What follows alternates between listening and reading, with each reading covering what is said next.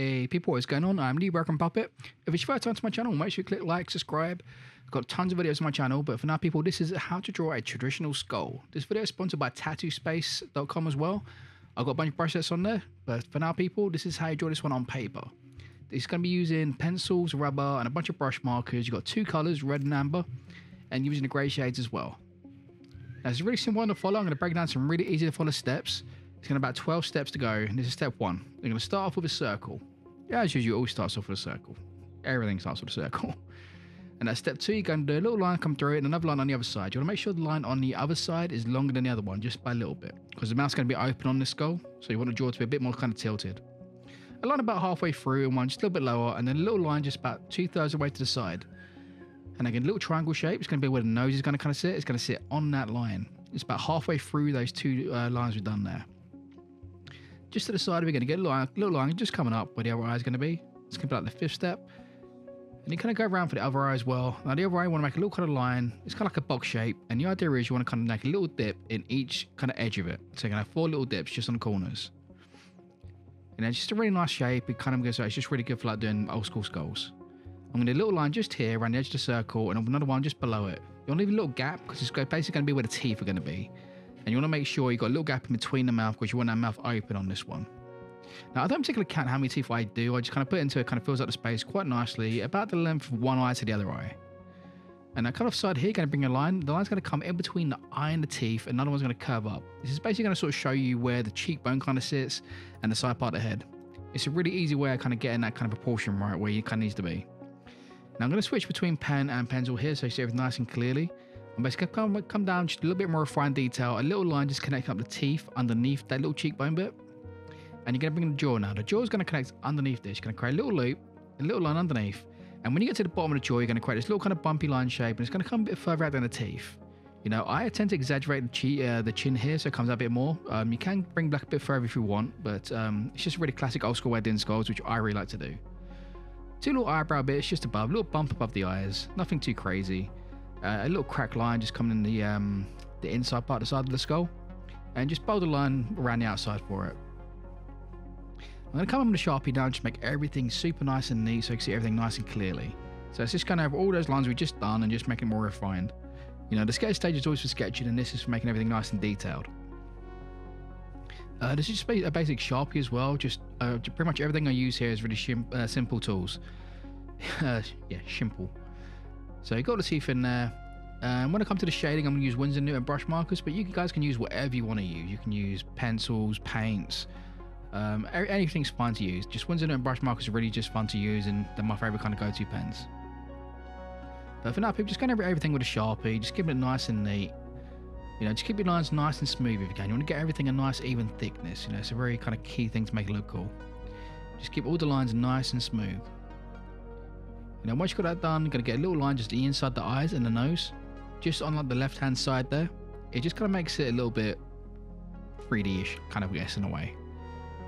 And I don't tend to put the inside line for the mouth as well, because you would obviously get like the other side of the cheek on the jaw. I tend not to do that old school. I'm just getting like a black fade in there. You're going to see it in a minute. But for now, people, it's going to come a little promo here. It's going to show you guys my brush set I was on about earlier with tattoospace.com. This one's head and how-tos. It's got 30 brushes and 30 tutorials. I've also got a lady head creator one on there. We can create about 300,000 combinations of heads. They're really cool. Plus, there's loads of other stuff on their website as well. That's tattoospace.com. I really highly recommend it.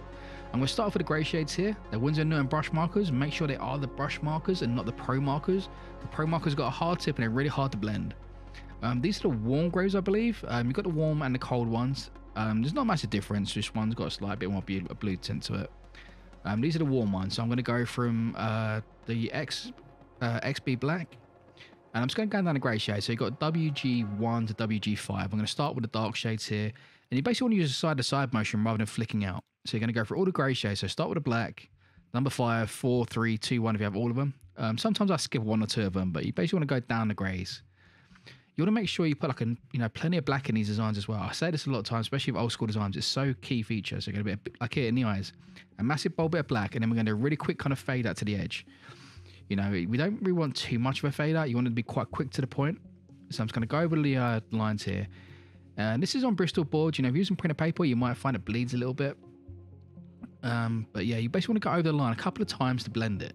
You know, in a side-to-side motion. Very much how you use watercolor paints, if you are familiar with watercolor paints. You know, but it's the best way to do it, side-to-side motion rather than flicking. And you've got to remember with this as well, the markers will make the paper wet, so the pens will appear darker when they first go on. So if you're down to your lighter shade and it still notices, just give it a chance to dry and you might notice it disappears to nothing. It's going to put a little bit of black just above the teeth here and just a little bit of a fade just behind it. You know, I'm not going to put any shade on the actual teeth. I might colour in two of the teeth in gold, you know, but here everything's just going to be like shaded above it. But the teeth are going to be nice and pure and white. I'm going to put a bit of black, just pretty much everywhere's a little corner, a little bit kind of sits behind. So just here on the eyebrow bits, I'm just putting a little bit of black behind it. And a nice quick fade out just going upwards. You know, it's a very short, quick fade. Like I said, you know, it's very typical of like old traditional kind of style. You know, it's not supposed to be realistic, it's supposed to be stylized. And that's very much what we're going for here. So a little bit of black just in the crack there, a little bit just come off the side. And when I have these cracks at the back of the head, I tend to sort of like shade off one side and then not the other side of it. It just kind of helps give it like a, I don't know, like a really kind of cool sort of kind of texture to it where you get the shade on one side and the other bit appears a bit kind of out of place. Because obviously it's a crack, so it just kind of gives the illusion of that in a way, I guess. But yeah, just kind of fade that off there. You know, the only time I'm going to sort of go over the crack bit will be that the inside bit, just on the other side of the eye socket, which you'll see shortly. But yeah, just here. So most of the crack parts there, I'm putting them in sort of different sections, and I'm not going the other side of them. You know, you kind of got to pick and choose where you shade. You know, it's all part of the old traditional kind of style. You know, it's the right short bit of shading in the right areas that really make it. You know, it's not about what's realistic. It's about what kind of works with the style. You know, kind of like animation or cartoon in a way, I guess. You know, you're not doing it to make it look like an actual skull. You're doing it to make it look cool. A little bit of black here just on the bottom part of the jaw, just coming down the center bit, and you see where we've got the bumpy bits around the outside of the jaw. I'm just going to put a little bit of black in each one of those as well, and do like a really kind of short fade out. I'll probably get to that too in a second, but yeah, just kind of fading this little line down the center of the jaw part just there. You haven't got to put that detail in there, but I quite like it. It just gives a little extra detail, and I tend to cut quite a bit of a long shade on that line. So here you can see the little bumpy bits just I'm putting here, so I put a little bit of black to begin with, and I'm just going to do those really quick fade outs again, just going over the edges. I'm going to do the same thing underneath the teeth as well. I'm going to put a little bit of shadow just underneath there. And again, just using the side-to-side motion, just kind of slowly fading it out. You know, the side-to-side motion is really key. So what you see me doing there is really key. You know, if you play back in a bit slow motion if you want, I don't know if you can do that or not, but if you can play like half motion, you'll see the exact brush strokes. But that side-to-side is so key to getting a nice even shade with markers. Put a little bit of black just here on this inside part of the eye and nose, just at the top and the bottom. So inside the eye, I sort of shade down, but on those two bits, I'm shading from the top and the bottom. It kind of creates a bit of a different effect, so it doesn't feel like it's the same part. You know, if I sort of done it from the top, it just feels like it's the same shading from the inside of the eye, which I don't want. I want it to feel like separate. And that's kind of how you make those bits feel a bit separate, just by doing it differently. So that's it for the grey shade. So we're going to come in the colour now. It's just two colours. I'm going to be using the red and the yellow, and I've got a blender tool here. I'm going to show you a really cool trick you can do to blend out the red. But for now, I'm going to colour in two teeth yellow, so that's pretty much it for the amber. You know, it's just two gold teeth. I'm going to colour in the nose and the eyes here, bold red. And I'm going to put a little bit of red inside the mouth and inside the head. I'm going to show a really cool little trick you can do with a blender pen. If you have like chameleon pens, they come through kind of ready tipped. I already had to do this. But basically, you want to touch the tip of your pen to it just for a couple of seconds. You're going to get a little bit of colour on the tip. And as you start, you're going to put the colour in. And as you go, it's going to go to the blender tone colour. So it's going to fade to nothing. It's a really easy way of blending out really awkward, annoying kind of colours. Just be careful not to do this too much because you can ruin your blender pen. You only want to put like a little bit on the edge at a time. But just keep going side to side motion, and you'll see it fade out next to nothing, so you get a really nice even fade. But yeah, it's a really cool trick, and I love doing that with a blender pen. Yeah, if you get like chameleon markers, they actually are designed for that technique specifically, because they have a little blender tip. But for now, people, that is how you draw a classic old school skull. You know, I hope you like it. Make sure you check out my other stuff. You know, I'm the Broken Puppet. Make sure you go to Tattoo Space as well. Check out my brush sets. But for now, people, peace.